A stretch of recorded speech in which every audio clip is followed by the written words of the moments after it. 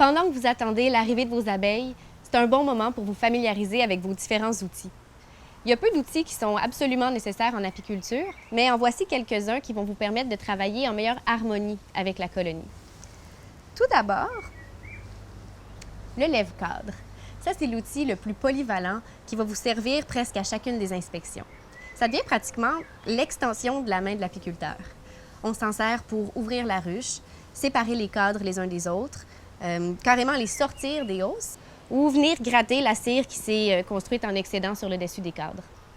Le repose-cadre aussi, c'est un outil très utile pendant les inspections parce qu'on vient le fixer à la hausse et ça nous permet de venir y poser nos 2 premiers cadres.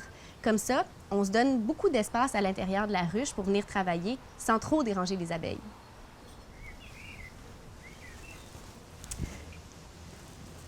S'il y a bien un outil emblématique à l'apiculture, c'est bien l'enfumoir. Pour communiquer, les abeilles sécrètent des phéromones, y compris lorsqu'elles sentent une menace. Alors, la fumée permet de venir masquer temporairement ces odeurs-là pour faciliter grandement notre travail. Pour l'allumer, c'est vraiment simple, je vais vous montrer comment on fait. Premièrement, on prend un morceau de jute, celui-là, et on l'allume.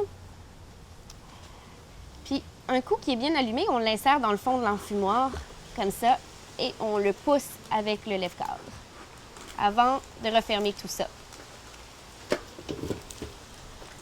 On lui injecte un peu d'air pour nourrir le feu, comme ça. J'ai dit jute, mais en réalité, ça pourrait être n'importe quel matériau combustible que vous avez sous la main. Ici, il y a un paquet de feuilles mortes, des branches mortes. Vous pouvez même mettre de la paille si vous en avez à portée de main. Mon ami Declan, lui, il ajoute des fleurs séchées au mélange à combustible pour créer une fumée douce et parfumée pour les abeilles. Je trouve que c'est pas mal gentleman de sa part. Finalement, quand on obtient une belle fumée dense et blanche comme ça, c'est super important de venir la tester sur sa main avant de la tester sur les abeilles. Si c'est trop chaud pour vous, c'est certain que c'est trop chaud pour les abeilles. Vous pourriez les blesser ou les agiter encore davantage.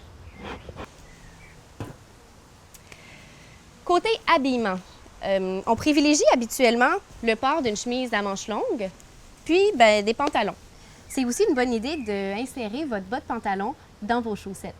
Les abeilles ont la fâcheuse manie de marcher sur les pieds, puis de grimper le long des jambes, et disons que c'est le genre de surprise qu'on essaie d'éviter pendant une inspection. Il y a certaines personnes qui préfèrent porter du matériel de protection. Vous avez dû voir ça là, comme un voile, des gants ou un habit complet. Ici, j'ai un exemple de voile, un chapeau avec le voile qu'on met par-dessus, ou des gants, comme ça.